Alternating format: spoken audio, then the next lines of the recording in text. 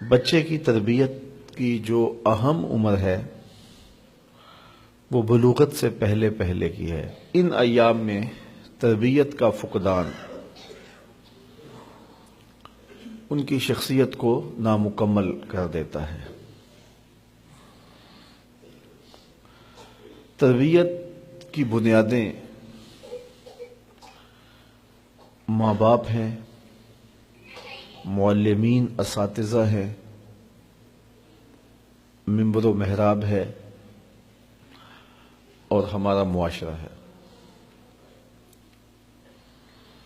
لیکن جب بچہ 7، 8، 10 سال کا ہوتا ہے تو اس سے پہلے پہلے وہ زیادہ تر اپنی ماں سے اور اپنے باپ سے سیکھتا ہے،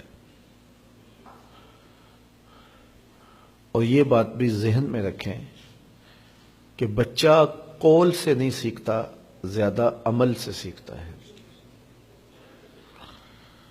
اس کو جو بتایا جائے اس پہ بھی وہ عمل کی کوشش کرتا ہے اس عمر میں، لیکن اس سے زیادہ وہ عادات کو کاپی کرتا ہے۔ اس لیے ماں باپ اگر صالح ہوں گے تو عکس بیٹوں میں دکھائی دے گا، بچیوں میں دکھائی دے گا، اور اگر خلوت خانہ میں ماں باپ صالحیت کے نور سے محروم ہوں گے تو اس کا عکس بھی اولاد پر دکھائی دے گا۔ الولد سر لابیہ، اولاد والد کا راز ہوتی ہے۔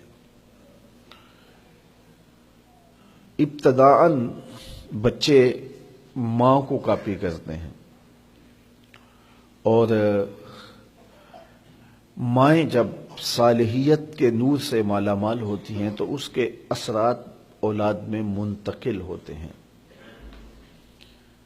اس لیے ہم جتنے بھی مشاہیر دیکھتے ہیں، بڑے بڑے لوگ، تو ہم جب ان کے ماضی میں جھانکتے ہیں تو ایک تہجد گزار ماں ان کے پاس کھڑی نظر آتی ہے۔ حضرت خواجہ قطب الدین بختیار کاکی علیہ رحمہ جب درسگاہ میں داخل ہوتے ہیں اور استاد انہیں سبق پڑھاتا ہے، بیٹا الف لام میم پڑھو، تو بیٹا سارا سپارہ زبانی سنا دیتا ہے۔ تو وہ استاد سمجھا شاید پہلا پارہ حفظ ہے، تو دوسرے پارے سے سیقول الصفحاء سے سب کا آغاز کرتا ہے، تو بیٹا وہ بھی سارا پارہ سنا دیتا۔ تیسرے پارے سے، چوتھے پارے سے، حتیٰ کہ 14 پارے حضرت قطب الدین بختیار کاکی اپنے استاد کو سنا دیتے۔ کہا کہ استاد جی مجھے 15ویں پارے سے شروع کیجیے۔ تو استاد کہتا ہے بیٹا جس درسگاہ سے 14 پارے حفظ کیے تھے باقی بھی وہیں حفظ کر لیا جاتا۔ تو بیٹا بولتا ہے کہ میری ماں 14 پاروں کی حافظہ تھی، اور جب صبح اٹھتی تھی کوئی کام بعد میں کرتی تھی، پہلے 14 پاروں کی تلاوت کر لیتی، اور مجھے بچپن میں سن سن کے یہ پارے حفظ ہو گئے ہیں۔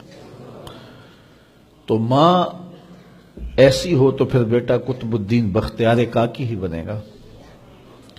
اور آپ جانتے ہیں کہ آج اولیاء میں جو نام، جو مرتبہ، جو مقام حضرت شیخ عبد القادر جیلانی رضی اللہ تعالی عنہ کو ہے، وہ کسی اور کا مقسوم نہیں ہے۔